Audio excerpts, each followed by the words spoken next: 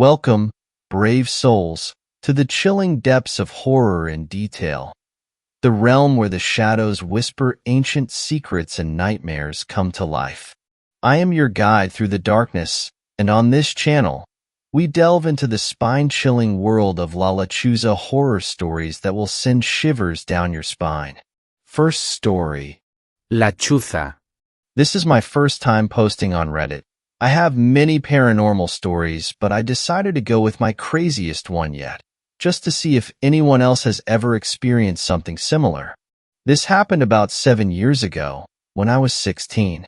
One night I was home with my mom, older cousin, Lonnie, and my friend, Victor. My mom and cousin had been drinking some, but my friend and I, being only 16, hadn't imbibed. My mom and Lonnie decide they want to go do something, but it's about midnight and in our little town nothing is open at this point. So we decide to just go for a ride, my friend driving, me in the passenger seat and my mom and cousin in the back. After a little bit of driving, they tell us they need to go to the restroom, so we head to the nearest facilities, at the softball field which is behind our high school football field.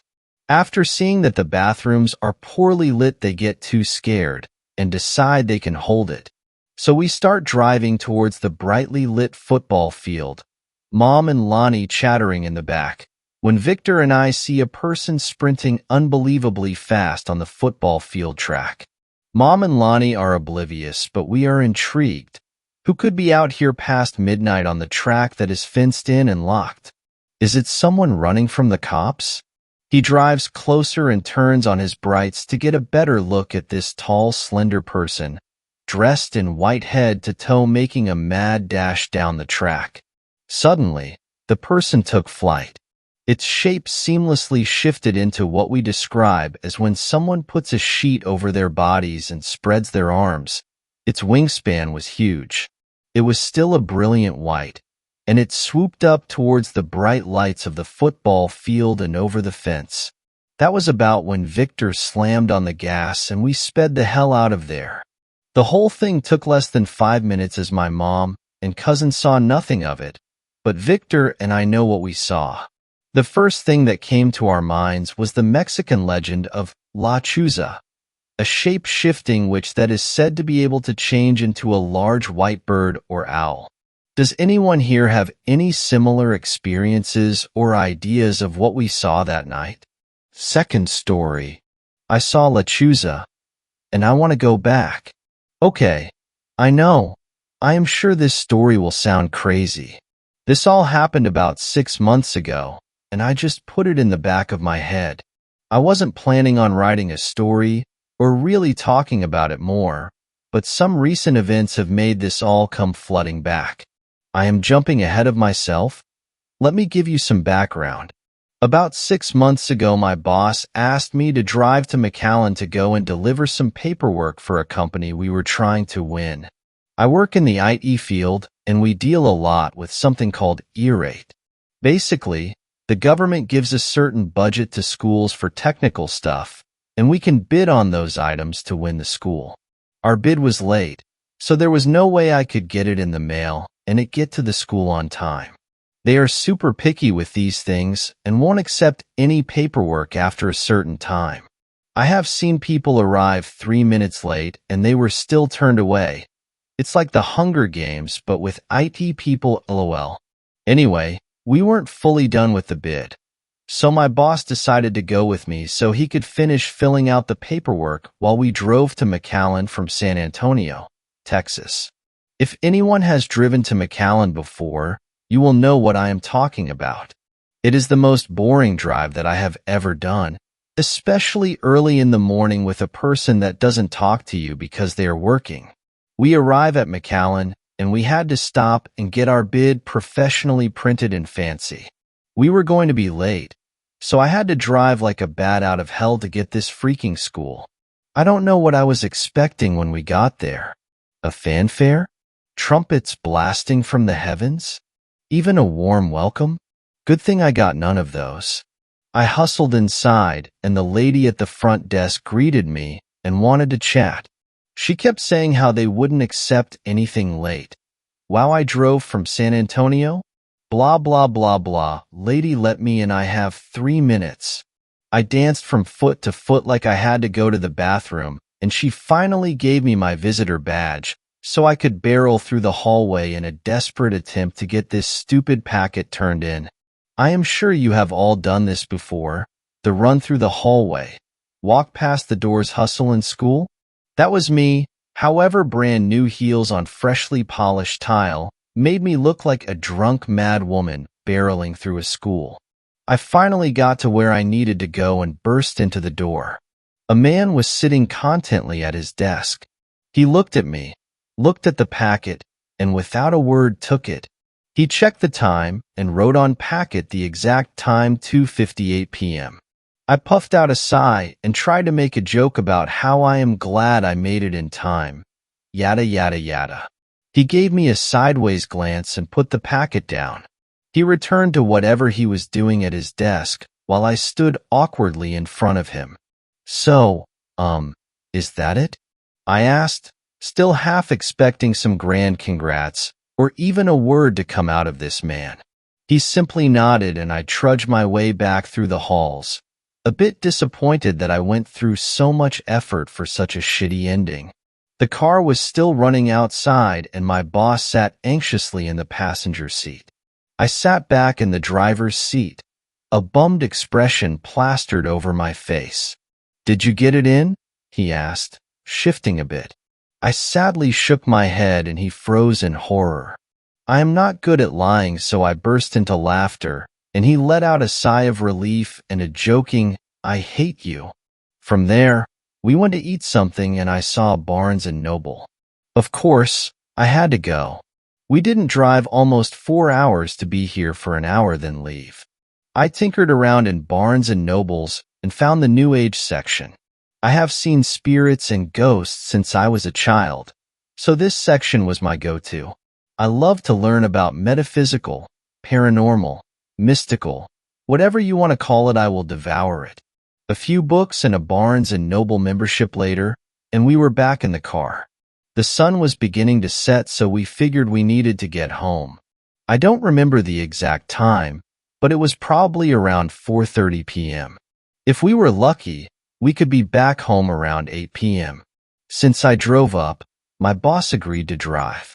The drive back was just as boring, if not more so, because it was dark. The long road seemed to go on and on. We joked a bit when we arrive at border control.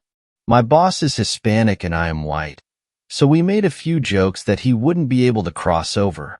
Despite it being so late, there were tons of people waiting at border control.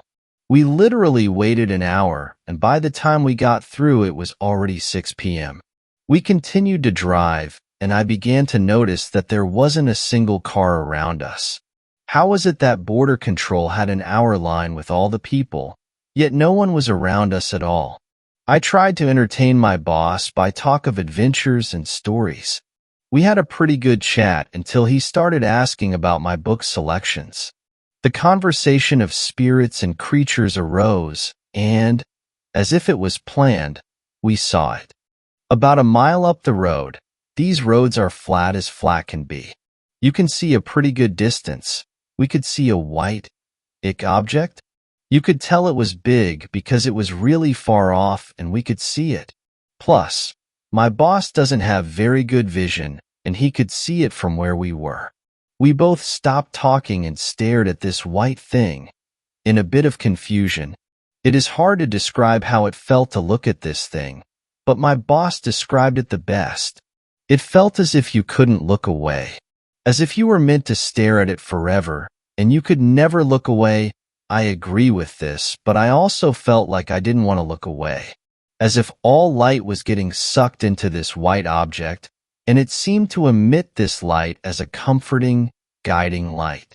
Despite my love of all things paranormal, I tried to rationalize this. I tried to think of what it could be, but it was as if a mist had settled in my brain and I couldn't really think clearly. I wanted to go to the light. It was there, right there. Just get closer. My boss and I entered this weird hypnotic state, and luckily the roads were so freaking straight that we wouldn't have gone off the road unless my boss yanked the wheel. The figure grew closer, and we started to realize how big it was. We were driving a car that was a pretty standard size. I don't remember the type of car, but I will compare it to a Camry. This white object was about 3 or 4 feet taller than the car we were in. I stand about 5 feet 8 inches without heels, and this thing was probably, I don't know, 6 foot something? As we got closer, it was as if we could finally rationalize what we were seeing. I know when people see things they are excited or shocked by, they exaggerate and say, "Oh man, it was this big," and this makes some ridiculous arm width to show the size of it. I am not exaggerating when I say this thing was a giant white owl. Not like the owl from Harry Potter and not like a barn owl. It was just a big white owl. It was as if the darkness was being sucked into every feather. Our mouths dropped and I gave a small gasp of wonder. I have been to a few bird conservatories, and there was no way this was a real owl. I would have thought I was imagining it, but my boss, who is a very clear thinker, saw it as well.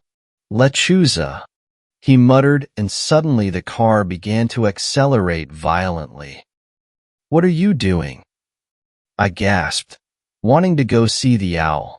Every inch of me wanted to just get out of the car and go see this beautiful owl. No. "Lechuza," he said back. We were now speeding towards this owl, and suddenly it opened its wings wide. Its wingspan was bigger than the car. Easy. It didn't fly away, however. It just stood there with its wings open, sucking every bit of darkness in from around it, as if it were a black hole of white light. We zoomed past it, and I looked back to see the owl, but it was gone. My boss had wild eyes as he drove. Eventually, he slowed down, and we didn't speak a word the rest of the drive. So, why am I bringing this up now? I moved into a house back in April. I had a few ghost run-ins, but we have been living in peace with it, so I am not too worried. I have a 200-year-old oak that sits in my front yard. Last night, I heard an owl right outside my window. It sounded like it was sitting on my windowsill, but I couldn't see it from the window. I had put this whole ordeal in the back of my head, but as I stood below this giant tree in my pajamas in the middle of the night, shining a flashlight into the branches to catch a glimpse of this owl, I remembered everything. Chills danced on my arms as I decided I should go to bed. This morning, I went into the backyard to take my dogs out, and there, flying above me, was a huge white owl. I am obsessed now. I want to find it. I want to see it. I don't know if it is truly Lechuza or something else, but every cell in my body is screaming for me to find it. I have been researching all morning to find more info. I have found some photos of smaller versions of this owl, but everyone says they are photoshopped. Sometimes I feel people just want to say things are photoshopped because they don't want to face the truth. They don't want to think it is possible for this to be real. I have attached some of my research below. Depending on if this owl comes back or not, I think I am going to go find it. I must know what it wants. No, I need to know what it wants. Third story. Don't whistle when it's dark out. While growing up, my family wasn't fortunate. To put it bluntly, we were quite poor. Because of that, entertaining myself as a kid was frequently a very tedious job, and I had to get creative with it. Most of the time I spent outside, where we had a great big yard and the nearest neighbors were 2 miles down the main road. On cold days, my mother would make me stay inside, and I had to resort to the only thing in the house that could entertain a 9-year-old, the family radio. I absolutely loved listening to music on that thing, and I often caught myself whistling along to my favorite tunes while staring out the kitchen window. On one of these occasions, while I was whistling an old Elvis classic, staring out to the cold October afternoon, I remember my mother coming into the kitchen and looking at me with annoyance while she was preparing to go into town. "You know, it's gonna be dark soon, so you better stop your whistling," said my mom while turning down the radio's volume. What do you mean? I remember being confused about that since I've never heard my mother say that before. You really shouldn't whistle when it's dark out, continued my mother. It's how you call the dead? The dead? I asked, confused. Yes, demons, ghosts, zombies, and ghouls. All that is dead will rise and come for you if they hear someone whistling at night. I thought about it for a second, then turned up the volume again. Of course she was making that up. Even I was old enough to know that ghosts aren't real. That was what my dad told me when I was scared of my closet, anyway. And besides, she was just saying that to hush me down. I heard my mom making a comment on the loud music, then saying she'll go into town to buy some sugar for tomorrow's coffee. I heard the door close and looked at the clock. 6:35 in the afternoon. One more hour till my dad comes home. I had the house to myself. The gray sky was beginning to turn into a dark void as the night fell over the horizon. I was still staring out the kitchen window and listening to music when one of my favorite songs came on. I don't remember which song exactly it was, but boy, I was crazy over it. Losing myself in the tune, I began to whistle along while dancing across the kitchen, treating it like a dance floor. My mother's advice popped up in my head for a second, but quickly disappeared as the chorus started. When the song ended, I sat down on a chair, breathing heavily in exhaustion from my sick dance moves. As I was filling myself a glass of water from the tap, I quickly glanced out the window, which was now almost completely dark, as only the cloudy sky provided some illumination to the house backyard, which went all the way to the forest. I noticed something in the distance, just barely visible at the start of the forest trees. Looking closely, I managed to see that it was actually two shapes, standing next to each other, about 50 meters from the house. They were both human-looking, although it was hard to tell, as they were almost blended with the dark forest background. I decided that maybe my mind was playing tricks on me, and since I needed to pee, I stopped the radio and went upstairs to the bathroom. When I returned to the kitchen, I looked out the window again, and that's when the adrenaline hit me in the stomach as I began to back away from the glass. One of the shapes was gone, and the other had moved much closer than when I saw it originally. From the 2 seconds I spent looking at the shape, I had noticed that it was definitely human, or at least humanesque. It was bald, and its eyes were closed, and yet I felt as it was staring right at me. I panicked and quickly ran upstairs. As I was running, I heard it tapping on the kitchen window. I went into my room and hid under the covers, trying to make sense of what I saw. I could still barely hear the tapping on the glass from downstairs, and it wasn't stopping. On the contrary, it was getting louder. I had never experienced such fear in my life, and I noticed that I had started crying, but was concentrated on fear and didn't notice until right then. I must have stayed under the covers for 20 minutes, when finally the tapping stopped. I heard an engine outside and immediately sighed with relief. It was my dad, coming back from work. I told him about what I saw, and he grabbed his gun and a flashlight to investigate. He found some footsteps at the edge of the forest, but nothing close to the house. Since then, I refused to be left alone during nighttime and absolutely never whistled again. And ever since that day, I constantly feel that someone is watching me at night, silently, just waiting for me to make the same mistake again. Fourth story. My great aunt. I am an 18-year-old Mexican-American male living in Southern California. I'm a first-generation Mexican-American, and my parents come from really close parts of Mexico. My mom is from Durango, and my father is from its neighboring state, Sinaloa. Now, while my family isn't particularly religious, we're pretty deep into regional folk and spiritual beliefs from where we're from, especially Brujeria and Santeria. So, Mexican witch shit for the uninitiated. I myself like to scrutinize beliefs and ideology as I'm a philosophy major and would like to believe that there isn't some sort of sentient force controlling my life or leading me down a preordained path. But the stories that I'm about to tell you sometimes make me question that, or rather make me question that a lot. When I was a boy, I had a lot of imaginary friends. Like a lot. Mostly because of the fact that I grew up in really bad ghettos, and it was rarely deemed safe for me to go outside by my parents. I spent a lot of time watching cartoons, reading, and just drawing.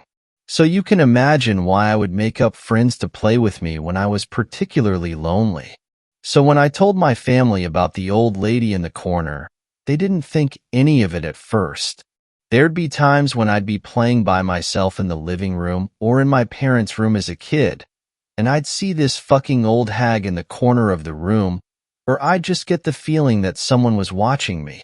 I'd watch like Courage the Cowardly Dog or Kids Next Door, and then I'd turn around and she'd just be there. She looked ancient. Her hair was this weird mix between wiry and nappy, and on the verge of falling out at the same time. She had these bug eyes that were sunken in, so it looked like she had no eyelids or tissue around her eyes. Like her eyes were suspended in her sockets. Her clothes were tattered and gray, and she had really bony hands. Sometimes she was sitting, and sometimes she was floating, standing. She looked unrealistically tall when she was upright, and her garb covered her body so that I couldn't tell whether there were any feet underneath her.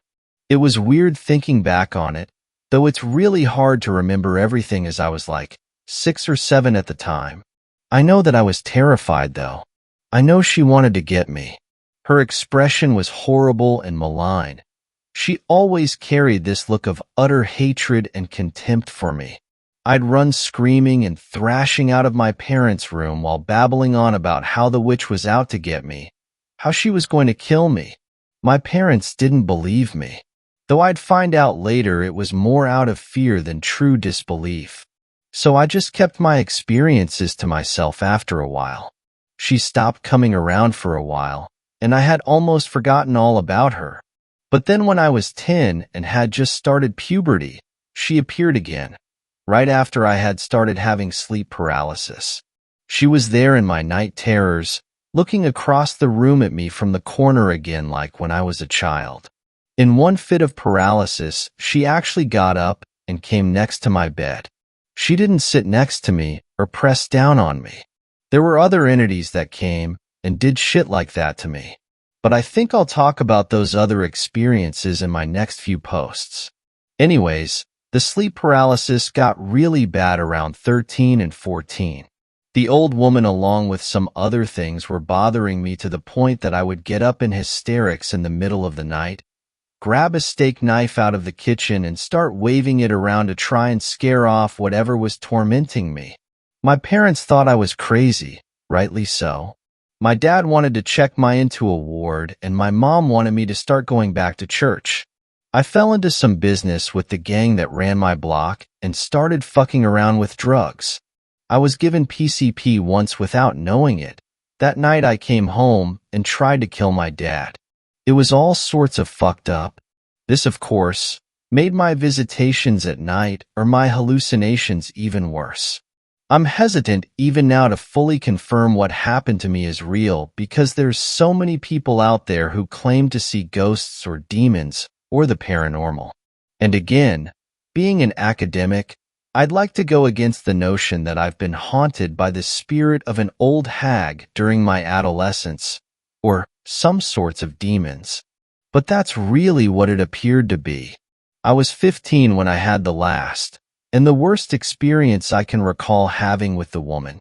At this point, I had given up hard drugs and was on the track team at my high school. I had denounced what little gang ties I had at the time, too. Things were beginning to turn around in my life, at least slightly. One night I came home from school particularly beat and just wanted to fall asleep so bad. I drifted off on my couch and just passed out. It was about 4 or 5 and I was home alone. I had had an exceptionally grueling day of sprinting practice, and I was so ready to just go to sleep. But I made the fatal mistake of catching myself as I fell into REM sleep. I was so vulnerable and tired. She waltzed right in from the hallway. I fell into the worst fit of sleep paralysis I'd ever experienced. She was fucking smiling. For the first time since I'd seen her, she was fucking smiling the biggest smile you can imagine. She scuttled over to me with her arms stretched out. She stood over me for a good 10 minutes before I could muster up the strength to shake myself out of it. I spent the rest of the day crying. Her skin was this blotched up and colorless mass that just hung off her face and arms like wet newspaper. Her eyes had become much more crazed than before, and she had a couple of sharpened, gnarled teeth jutting out of her gums. I really thought I was going to die in that moment. I think about that afternoon and all the other times she came and terrorized me at least once or twice a month when I'm all alone with my thoughts. I couldn't wrap my head around why this was happening to me, and I'm always left thinking, why? My mom finally gave me answers maybe a year ago. It turns out my family's pretty deep in all that Mexican witch shit. At least on my dad's side anyway. My mother told me the story like this. When my dad was born in Mexico, he had an aunt that had become obsessed with him. She would pry and badger my grandmother to let her look after my dad, and after a while started to harass her, demanding that my grandma give my dad over to her. She was some sort of witch, according to my grandma, and by extension, according to my mom. She practiced rituals and hexes and had apparently seen great fortune in my dad. When my grandma refused, though, she cursed my dad and whatever family would come after him to suffer and to never know joy or some shit like that. Naturally, my grandma took my dad, and then the move to American. My great-aunt stayed in Mexico and never followed my dad. At least not physically. My mom said that growing up, my parents lived in the same neighborhood growing up, and he told her all about his childhood experiences. My dad saw a lot of entities and suffered from sleep paralysis constantly. He still does to this day. And yeah, he never could hold a job, and my family experienced a lot of financial ruin growing up. Hence why we were always living in the ghetto, or in worse cases, were homeless. My grandma told my mom a story of when some of my great-aunt's kids came to visit her when my father was in his 20s. My dad wasn't at my grandma's place, and they were asking for him. My grandma had some nativity figurines in her dining room, and there was an ashtray in the dining room as well. She was with my great-aunt's kids the entire time they were in the dining room. Between the time she told them my dad wasn't there at the house and wasn't coming over and the time they left, someone had taken the nativity figurines and put them face down into the ashtray. None of them could have done it. My grandma was watching them the entire time they were there. So my mom and grandma had confirmed between themselves that no, my great-aunt hadn't given up on trying to get my dad. Yes, she really was capable of some fucked up shit. I came to my mom around a year ago, and we talked all about the old hag that I used to see, especially about the last time that I saw her when I was 15. My mom had told me that my great-aunt had died around that time, or was on her way out. She told me that what I had seen as a kid and as a teenager were most definitely linked to all of that business, and that she was sorry for trying to make me feel like it wasn't real growing up. She just wanted me to live some sort of normal life and to rise above it, rather than be consumed by it. Some corny line like that. My mom believes that the old hag that I saw was actually my great-aunt, what she really looked like on the inside, all tattered and grotesque. I'm not really sure about that, but I know I'm happy she's gone now. I know that don't ever want to see that old hag ever again. Unfortunately, though, she wasn't the only thing I saw growing up. That afternoon when I was 15 doesn't even come close to the worst experience I've had with the preternatural. Again, I don't claim to know whether any of my experiences were wholly real and to be taken seriously, or whether they were the delusions of an overactive young mind. I'll let you form your own conclusions. But there is a lot more I'd like to tell you all on this platform, and I hope you'll hear me out.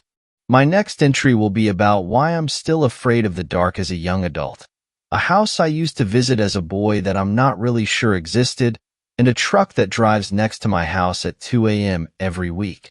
Fifth story. Witches don't use brooms anymore. I have seen the eyes of the devil. If you wish to see them for yourself, all you need to do is walk through Highway 57 on the outskirts of Monclova, a northern town of Mexico. I'd like to give you a word of caution, if I may, before you recklessly head on a trip to this old, colonial city. I hope that by sharing my story you'll be able to grasp that there's some pretty fucked up people out there. Some of them might end up haunting you forever. My father was out of the picture before I was even born. As a result, my mother raised me all by herself. It's a bit harsh for me to say this, but I understood to some extent why my father had left. You could serve my mother a rod of steel on a plate, but if she was convinced that it was in fact a piece of cheese, she would have broken her teeth wolfing it down before admitting that she was wrong. She accused me of having sex, of smoking, of doing drugs, you name it. Despite our endless arguing, she just wouldn't believe me. Even as her hands tensed into claws, as her nostrils flared like a wild bull, and her face contorted into an unrecognizable mess, she never laid a finger on me. She didn't need to. The scars left by her venomous tongue could not be healed by time or medicine. I escaped my house a few weeks after my 15th birthday. My mother never paid any attention to my friends, so I was completely out of her radar. Maya and her family welcomed me into their home. I quickly adapted to my new environment. I helped with the chores as much as I could, trying to avoid being a parasite.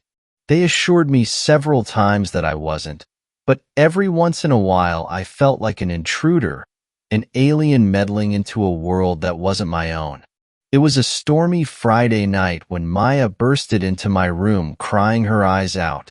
She slammed the door behind her and sulked in one of the corners of the door frame. "What happened?" I exclaimed. My mother." "Your mother?" "My mother is not my mother."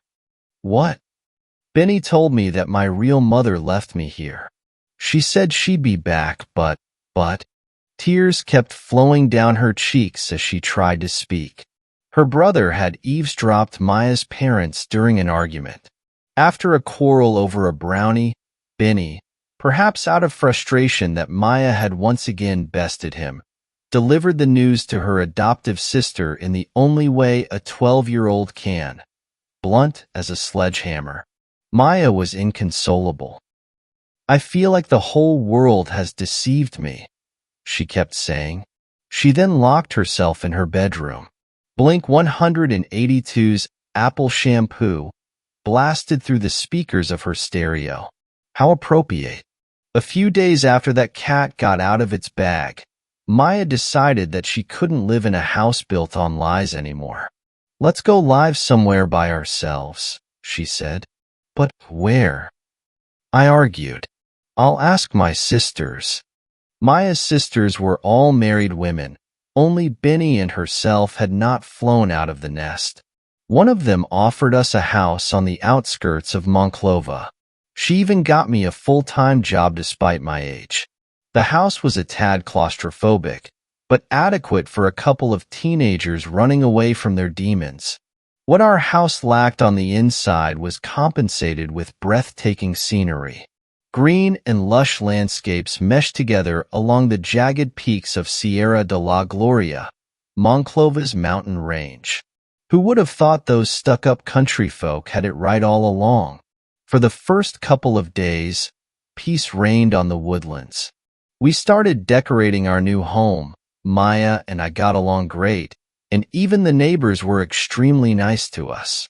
It was good. Too good. Maya was stuck with a crappy shift. She would arrive home at about 9 or 10, mainly because the only bus that could pick her up at that hour went through an unnecessary loop through the northern end of Monclova. One evening I was fancying a hot dog from the 7-Eleven down the road. That down the road was a pilgrimage of about 20 blocks through a forest side trail to the nearest gas station. It had some illumination, but I wouldn't recommend crossing it on your own at night. Maya dragged herself into the house, her eyes and eyebrows drooping as she collapsed on one of the armchairs. "Tough day, huh?" I said. "Yup. Want a hot dog? I have a craving for some 7-Eleven Vikings." "Yeah, I could use some fresh air," she said. It was 11:30 p.m. when we stepped out of the house. We walked for about 15 minutes before noticing a car slowing down behind us as it passed through the highway. The first thing that came into my mind, oddly enough, was that some jerk was prepping up some catcalling. A green Volkswagen cab slowed down to our pace. We kept walking, trying to keep ourselves focused on the road in front of us. "Where are you heading?" "Need a ride?" the cab driver asked. We ignored the man, as if he didn't exist. "Hey, where are you going?" "Need a ride?" the man spoke once more. We picked up the pace again. "The lady wants to know where you're going," the man said with a graver, darker tone. "No thank you. We're just heading to the 7-Eleven," I said coolly. Our stroll became almost a jog at this point. "I'm going that way. Why don't you step into the car?" "We'll take you there," a woman said. We both stopped dead in our tracks. There was definitely something off with her voice, something that made my skin crawl. I turned around ready to put an end to their harassment. Her eyes caught me off guard. They were big, orange, searing suns. Her copper, wrinkled skin looked like she'd been sunburnt for decades. A tuft of black hair rested in mangles across her scalp. "Where are you going?" she asked. We're going to the 7-Eleven. "Why don't you step inside the car then?" "I'm going that way." "We'll drop you off there." "No thanks, we're almost there," I blurted. The old woman craned her neck and tilted her face like a string puppet. For some reason I could not stop looking at her. She chuckled. "Why would you stay here? Can't you see that not even your mothers love you?" "Come with me," she said. "Your mother never loved you, and yours never believed you." "Come?" How the hell did she know? As I snapped out of her gaze, I held in a scream. Maya was already grabbing the handle of the passenger door. She was crying again, just like on that stormy Friday night. I grabbed her and tried to pull her away from the car, but she wouldn't budge. "It's true. It's all true," she whispered. Somehow I was able to pry my friend away from the car. As I held her in my arms, Maya blabbered something I couldn't really understand. The old woman cackled, most likely convinced that she had finally broken us for good. "Get in," she bellowed. My mother shoved the Bible way too many times down my throat in a poor attempt to convince me that God was real. It's funny how as we laid there, completely helpless, I wished with all of my heart for him to save us. I screamed as hard as my lungs allowed me to, "In the name of God, leave us alone." For the briefest moment, the world stopped turning for Maya and me. When I opened my eyes, the lady and her cab were gone. They'd been replaced by the faint whistle of a cool summer breeze and the buzz of the luminary poles. Since the walk back home was longer than what was left to reach the 7-Eleven, we suffered through the rest of the trail to the gas station. We must have given the clerk a heart attack when he saw us storm inside screaming, weeping, and gasping for air. We stayed in the store until dawn. We dared not even look outside, fearing that the cab would be there, waiting for us. I tried to sleep, but every time I closed my eyes the woman was there, glaring at me with those hellish eyes. I found out that there's some history behind this woman. Maria Josefa de Urugis was secretly imprisoned and trialed on July of 1759 by prominent members of the church. She would be charged and found guilty of selling her soul to the devil, fornication with demons, witchcraft, and spellcasting. Maria was proud of every single one of these acts. Lucifer was her master, and she was his whore. Her inquisitors sentenced her to burn at the stake. But according to folklore, she vanished from her cell the night before her execution. Her physical description matches almost perfectly to the woman we saw that night. After talking to the locals and the military troops that patrol Highway 57, we found out we're not the first ones to encounter the Witch of Monclova. I try not to think about what would have happened if we had stepped inside that cab, but every now and then, I can still see her eyes when I close mine. A gaze that will follow me for the rest of my days. A gaze of pure evil. Sixth story. Cryptid encounter my mom had around 2000. I'm resubmitting this as my other post was eliminated because of the editing, and I tried to fix it and resubmit it, but it would keep saying eliminated. Well, this is my first post. I hope it's to your liking. If you want to skip the background of my family and the town, go to the line below, and there's where the story starts. This happened to my mom and stepfather.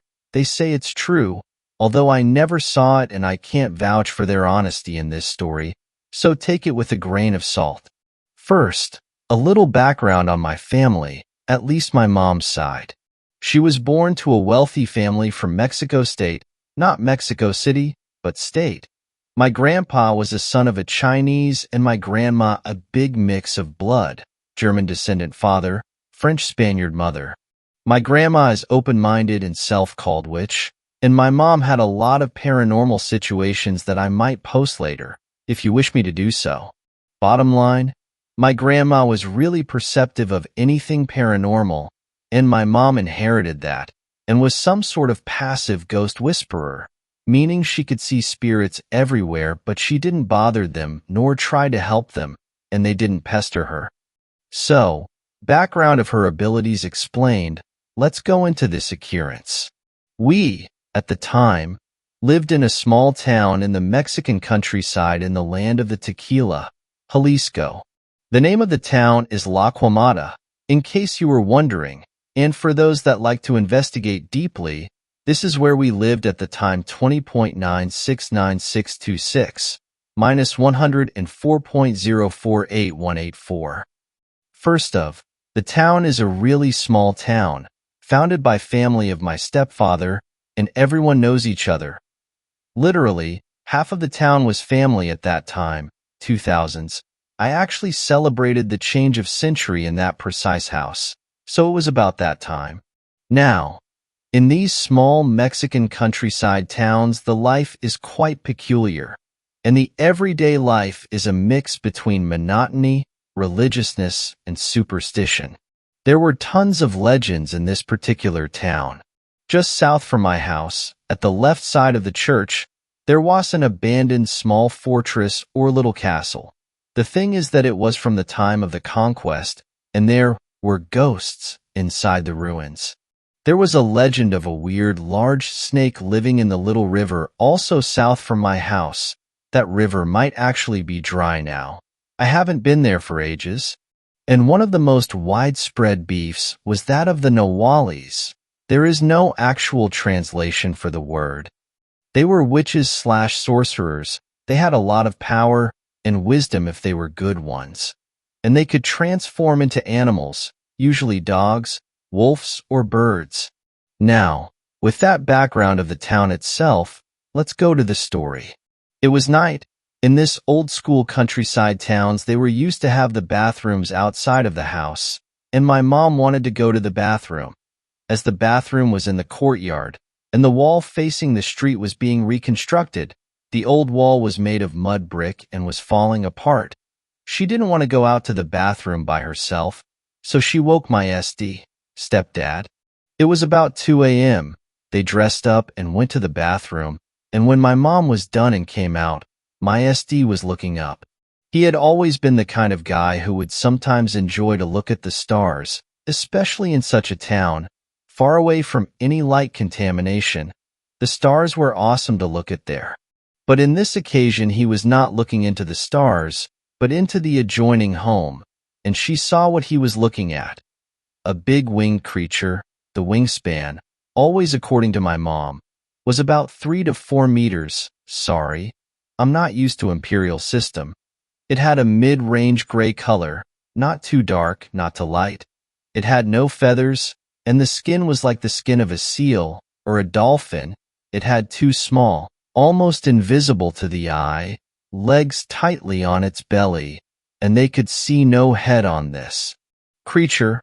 The tail was a triangle. I could honestly not understand if it was like a 3D triangle shape or like a flat triangle, like most birds. But Aegon, no feathers, and they said that there was some sort of fluorescent light emanating from it, like one of those camping light sticks, and that it slightly covered its whole body. Now, they did not feel fear, but wonder, but there was something wrong. My SD thought of going into the house to get the archaic instant camera we had at the time. But when he tried to move, he found he couldn't.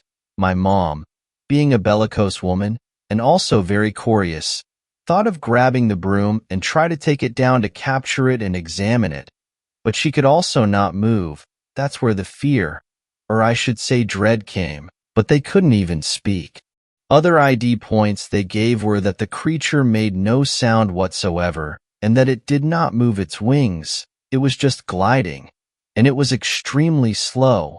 It took about 5 to 7 minutes to cover the distance from the adjoining home to the end of the yard.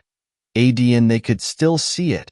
The street went downwards for about 10 more minutes, time in which they could not move nor speak.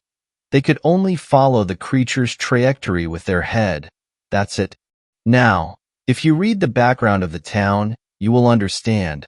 Most people took this sighting very seriously, and they said my family should protect themselves, because it was a narwhal that was after us.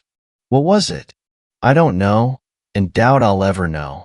Nowadays, with our current tech, I could go for a military-style drone, but even if it had happened nowadays, not 16 years ago, this is a very unimportant town, in the middle of the nowhere, with unimportant people and a lame municipality, Magdalena. And the closest important town is hours away, 4 to 5 hours, Tequila, Jalisco, and is also a not that important kind of town. So even now, what kind of interest would anyone with the capability to have a drone like that would have on such a random small town? If it was true, then IDK what the heck my parents saw, but I would have loved to see it. Just as a PS. I love paranormal stuff. Almost nothing inspires fear in my soul, and yet, I have never been direct witness of any kind of paranormal activity myself, although firmly believe in that stuff. The only thing was a really small UFO sighting that is so small and direct that I will put it here as well. We were going in a Jeep from Manzanillo, Colima, Mexico, to PV, Jalisco, and I was laying on the back of the Jeep, staring at the stars, begging to see something. I always do, LOL, and at that time my prayers must have caused the pity of some UFOs because I saw them, finally. And I know they were no regular craft. They were just like stars, but not so. One was on the right. It made a straight line from right to left, crossing one that came on a diagonal from L to R, and a third one was on the middle. I didn't even look at it until it did what it did. The one in the middle just moved up, north for my POV, and then, like a shooting star, left. The one that came from the right just shot an AZ path and disappeared to the left, and then the one on diagonal straightened up and moved very fast towards the point the first one I saw came from, in the right. And that is it, sad face. Both the main story and my only UFO sighting are true, to my word and the word of my mom. And you may or may not believe it as you wish. I just decided to post the main story to share it and to see if anything similar has happened to any of you. 7th story. I'm looking for an expert in Mexican folklore. I am writing this looking for folklore help, in particular anyone who knows anything about Mexican legends. Google does not seem to cut it, as I just get a few Wikipedia and blog links that are extremely shallow and are not applicable to my situation. In particular, I'm looking for information about La Pelona. My mother and grandparents are Mexican, and I had heard a lot of stories, even though I grew up in America, about La Lorona and El Nahual, and even that chupacabras thing, although I think it started in Puerto Rico. But I had never heard about La Pelona. What I do know is that whatever she is real. It all started a few years ago when I got a chance to travel along the south of Mexico and spend a week with relatives in their rancho. During the day, I would take an hour-long bus, ride to one of the many nearby historic towns, and eat and drink and walk around like a tourist taking photos. Usually by sundown, I would be full and drunk, so I could sleep on the bus ride back to the ranch. After a few days of this, I was feeling worn out and decided to actually explore the small town I was staying in. Downtown was just a couple of blocks around a big church and a plaza, but in every direction, if you walked a little, you made it into the monte, surrounded by brush, crooked trees, and a few barrel cactus. By noon, I was feeling dehydrated, so I started looking for a garden, hose to drink from, or a corner store where I could buy a bottle of water. I saw a bunch of kids who were laughing and playing around a tree, so I asked them where I could get something to drink. One of them offered me a sip from a big plastic cup, but I politely declined. "And ale," she insisted, so I took a big greedy gulp, and it was an agua fresca with pineapple chunks, although I swear it tasted alcoholic, like Tepach. I asked her where she got it, but she pretty much interrupted my last syllable by asking in Spanish, "Do you want to play with La Pelona?" I saw she had a naked Barbie doll in her hand, and it was worn and warped, with its hair completely burnt off. Pelona basically is female and bald, so I chuckled a little, wondering why the child had done this to her doll. "No thank you," I said, and offered the kids a few pesos. "And ale," the child said as the other kids giggled. "My doll just wants to sit in the tree. That's where La Pelona lives." I figured it was harmless fun, so I gently took the doll from her and moved a branch aside with my arm, so I could sit her on a horizontal branch that swooped low like a hammock. As soon as I moved the leaves, I realized I was face to face with something small, pale, and wrinkled, like one of those hairless cats. The kids started to laugh and rushed towards me, so I looked down at them for a second. Then I looked back up and got a good look at La Pelona, who was some sort of balding old woman, barely a foot tall, with sagging breasts and long cat-like claws. She was naked, covered in wrinkles and blood-red dots like chickenpox. Whatever little hair she had on her head fell in little wisps of white, one of them covering part of her cat-like eyes. "Pendejo!" She cackled at me, calling me an idiot.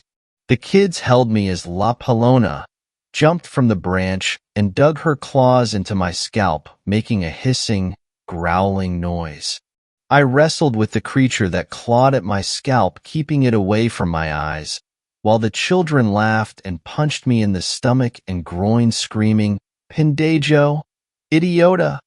and other words for stupid. I was able to tear the thing off me and throw it against the tree, where it landed effortlessly and scampered up. I'm ashamed to admit I punched one of the children in the face and broke free. I kept running, stumbling, and trying not to throw up from the exertion and fear. When I finally made it to my relative's place, I realized I was still holding the burnt and bald Barbie doll.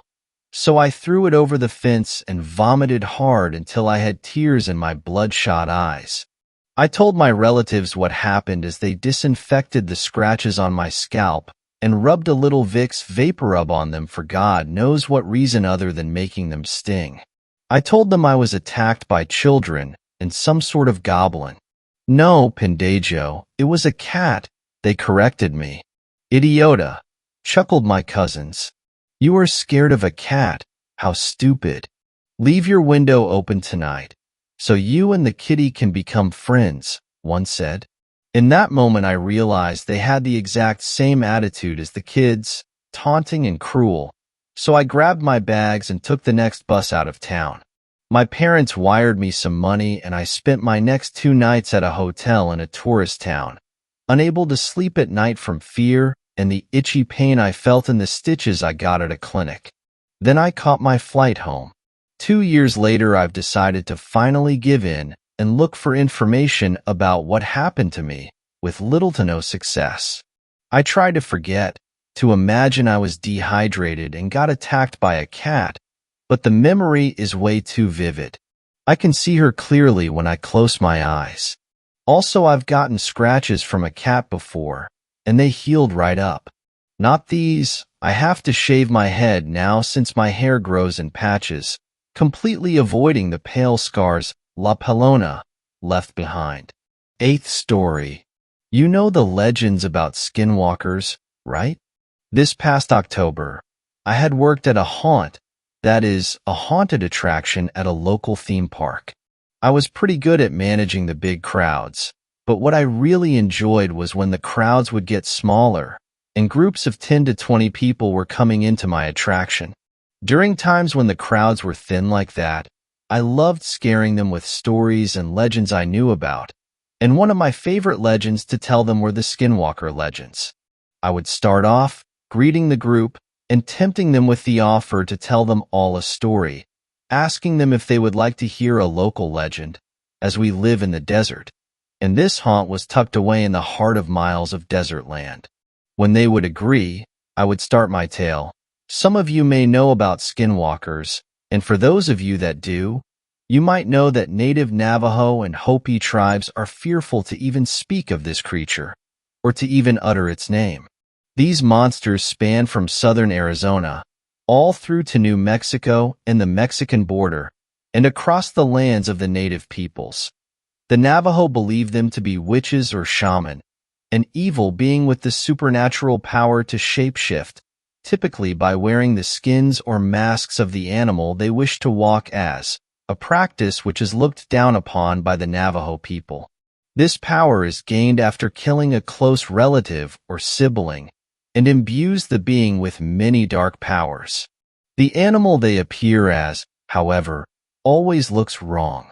A deer or coyote that stands on its hind legs and walks as a man does, a crow or owl, or has a face or eyes that look too human to belong to the animal they mimic, and that glow red in the moonlight. In all the legends, it says there is always one sure way to identify a skinwalker. A skinwalker, no matter what, will never be able to move as the creature it appears as in its animal form. Skinwalkers are able to do other things as well. They can move at seemingly impossible speeds, and can mimic the voice of people, crying babies, your friends, or loved ones, voices you would trust.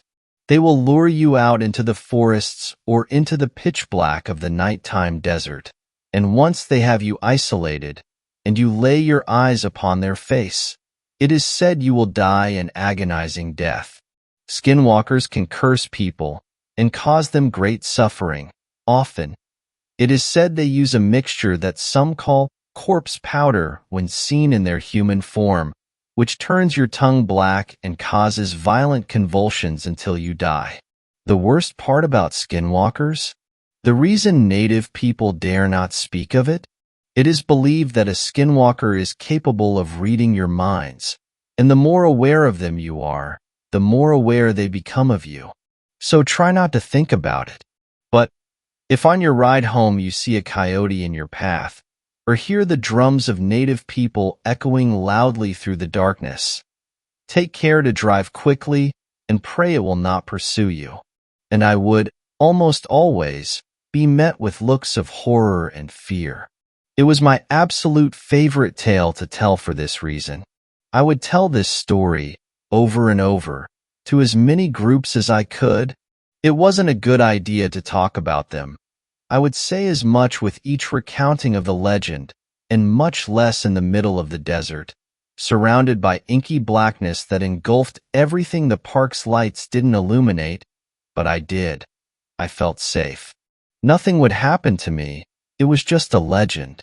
That was, until I drove home after my shift, Around 1 in the morning, after a night of telling this particular story dozens of times to guests.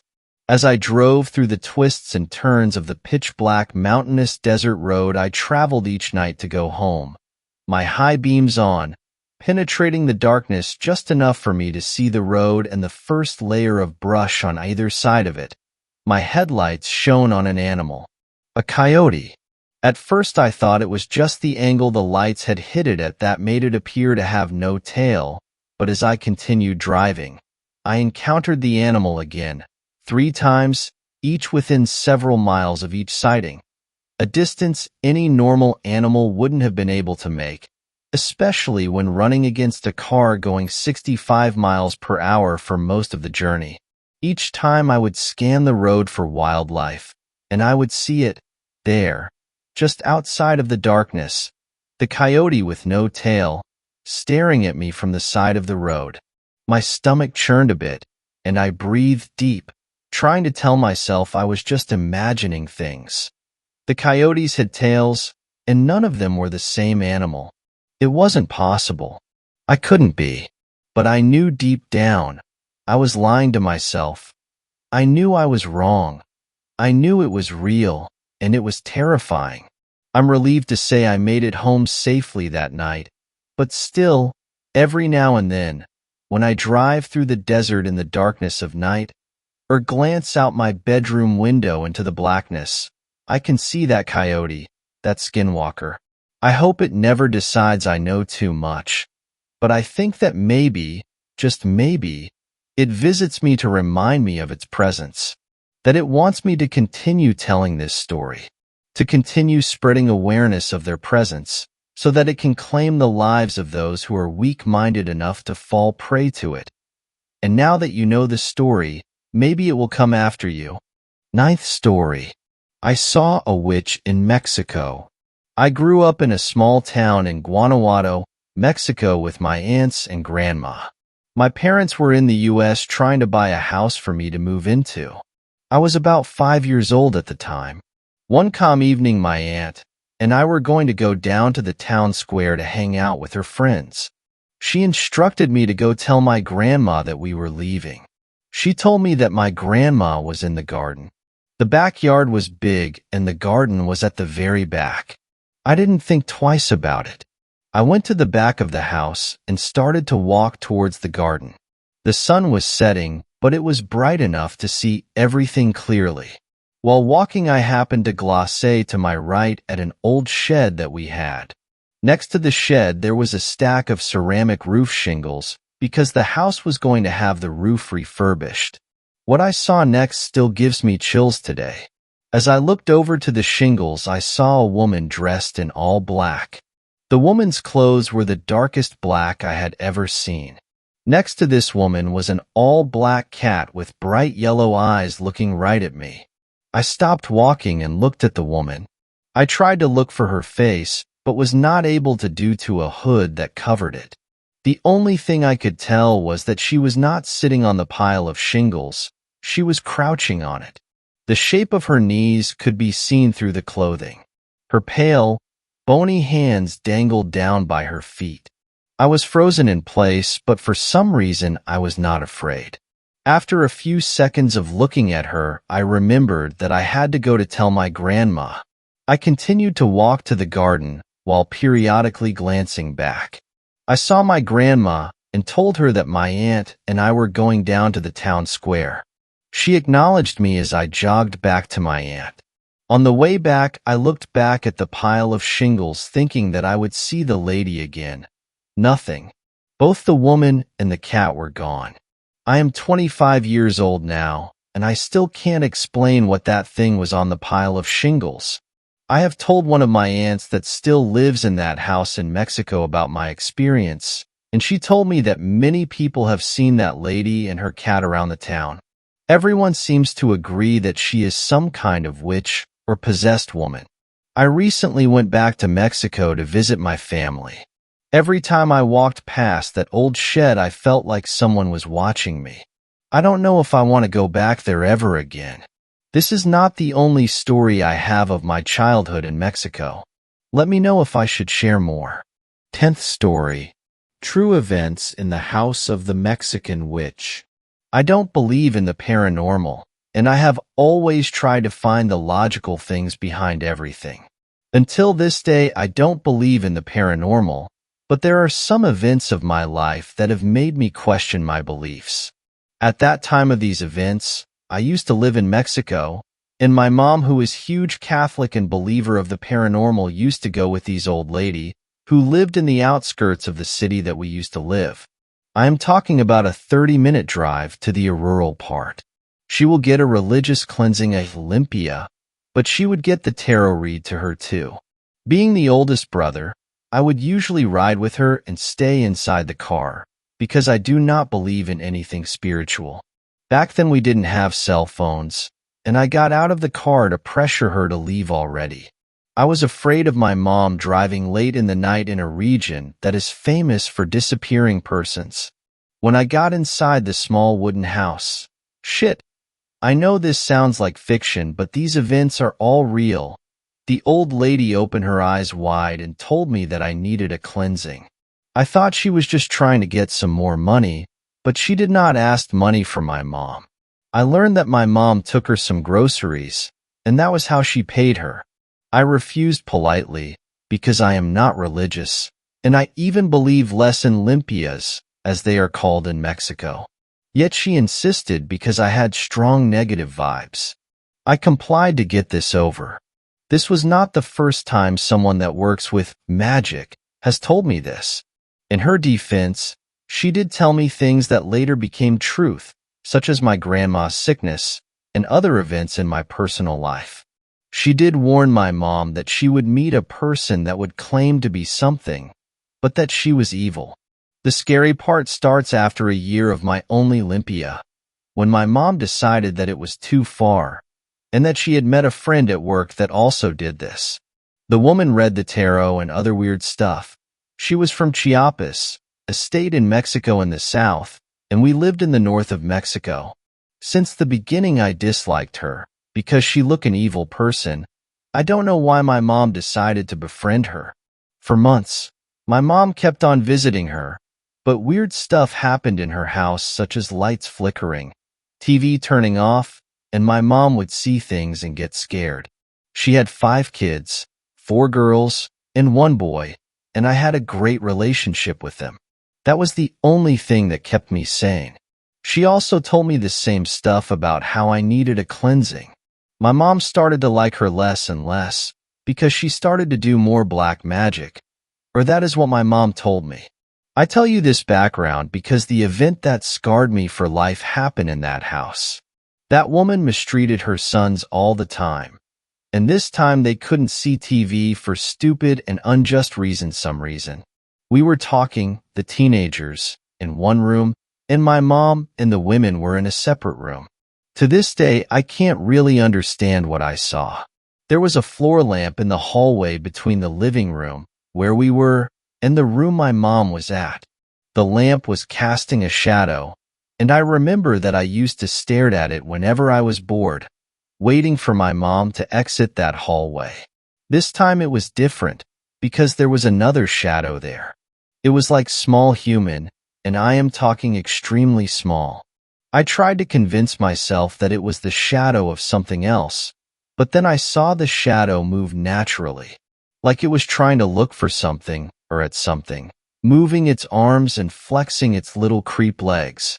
I do get scared, but I have always had this stupid urge to be brave and the leader. If this was a movie, I would have been the person that goes and checks the sound and dies stupidly. I wanted to prove that thing wasn't moving, and that it didn't exist.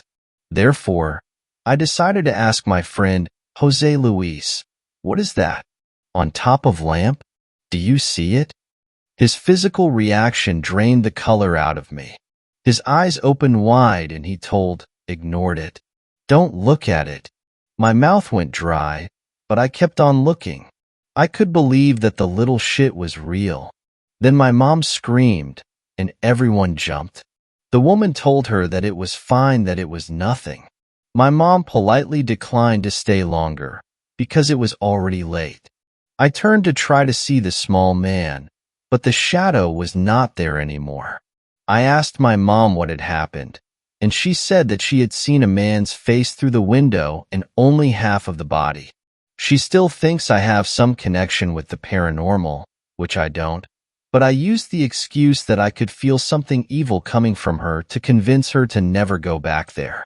I truly did feel that way, that she was evil, and that she could do us harm.